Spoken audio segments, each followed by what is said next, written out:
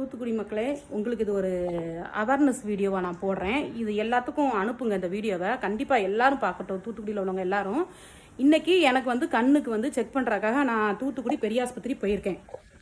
அங்கே டாக்டர்ஸ் எல்லாம் பார்த்தது கரெக்டாக பார்த்தாங்க வச்சாங்க. லாஸ்ட்டாக கண்ணுக்கு என்ன பவர்ன்றதை எனக்கு செக் பண்ணுறதுக்கு அனுப்பி விட்டாங்க. நான் செக் பண்ணுறதுக்கு போகும்போது அவர் எனக்கு கண்ணாடி போட்டு செக் பண்ணவே இல்லை. டக்கு டக்குன்னு சீட்டை எழுதி என் கையில் கொடுத்துட்டாரு. அப்போவே நான் அவர்கிட்ட கேட்குறேன், சார் நீங்கள் எனக்கு கண்ணாடி போட்டு செக் பண்ணலாம், ஆனால் நீங்கள் சீட்டு எழுதி தரீங்களான்னு.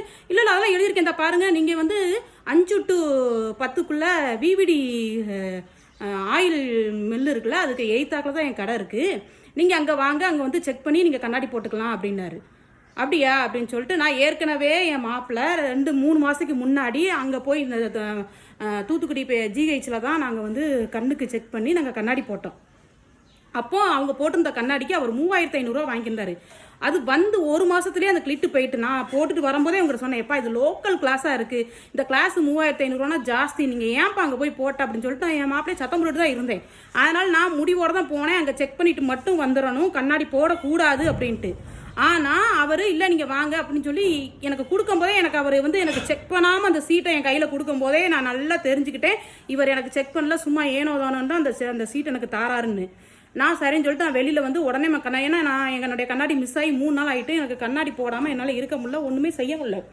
அதனால் சரி நம்ம உடனே இப்போ கையோடு போய் நம்ம கண்ணாடிக்கு கொடுத்துட்டு போயிடும் அப்படின்னு சொல்லிட்டு நான் ஒரு வெளியில் உள்ள ஒரு கடையில் போய் கொடுக்குறதுக்கு போய் அந்த சீட்டை போய் காமிக்கிறேன். அந்த பொண்ணு, அக்கா அந்த சீட்டில் ஒன்றுமே இல்லை, இதில் சும்மா ஏனோ தானே தான் இருக்குது, இது உங்களுக்கு கரெக்டான இதில் இல்லைக்கா, இதை வச்சு எப்படி நான் உங்களுக்கு கண்ணாடி போட முடியும் அப்படின்னா.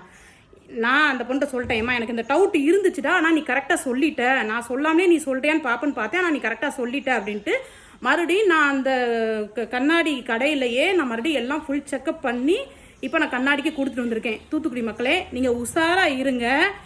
எனக்கு உண்மையிலே ரொம்ப மனசு கஷ்டமாக இருக்குது. ஏன்னா கொஞ்சம் நம்ம தெளிவாக நான் கொஞ்சம் தெளிவாக இருக்கிறனால இதை நான் கரெக்டாக புரிஞ்சு இது பண்ணிவிட்டு நான் எனக்கு மறுபடியும் போய் சண்டை போடணும்னு எனக்கு அப்படி ஒரு ஆங்காரம். கவர்மெண்ட் சம்பளம் வாங்குறீங்கல்ல, நல்லா கை நிறைய சம்பளம், அப்புறம் என்ன உங்களுக்கு கேடு? ஏன் இப்படி அடுத்தவங்க கண்ணு விஷயத்தெல்லாம் நீங்கள் விளாடுறீங்கன்னு எனக்கு தெரியல. நான் பரவாயில்ல, ஒரு பாட்டி மாரு தாத்தா மாரு அவங்களாம் என்ன பண்ணுவாங்க? நீங்களாம் என்ன ஜென்மம்? இப்படி நீங்கள் பணம் சம்பாதிக்கணுமா? இந்த மாதிரி பணம் சம்பாதிக்கணும், நீங்களாம் எங்கேயாவது போய் சாவலாம். தூத்துக்குடி பெரியாஸ்பத்திரியில் கண்ணு செக்கப் பண்ணி போடுற அந்த கண்ணு அந்த அவருக்கு தான் நான் சொல்கிறேன். இதை தயவு செஞ்சு நீங்கள் எல்லாத்துக்கும் பரப்புங்க, எல்லாத்துக்கும் போகட்டும் இந்த வீடியோ. தூத்துக்குடியில் உள்ளவங்க மற்ற டாக்டர்ஸ் எல்லாமே நல்லா செக் பண்ணுறாங்க, அந்த பிள்ளைங்களை நல்லா செக் பண்ணுறாங்க, நான் எந்த குறையுமே நான் சொல்ல முடியாது பெரியாஸ்பத்திரியில். நான் அந்த கண்ணுக்கு செக் பண்ணி கொடுக்குறவர் அது என்ன அவரை எழுதி கொடுத்துருக்கிறார், அந்த சீட்டை நான் இதோட அட்டாச் பண்ணுறேன், நீங்கள் பாருங்கள், நீங்கள் பார்த்துட்டு சொல்லுங்கள் மக்களே. இந்த வீடியோ நீங்கள் தூத்துக்குடி முழுதும் பரவணும். அவங்க தூத்துக்குடியில் வேலை பெரியாஸ்பத்திரியில் வேலை பார்க்குறவங்க முக்கியமான ஆட்களுக்கெல்லாம் இந்த வீடியோ போகணும். தேங்க்யூ.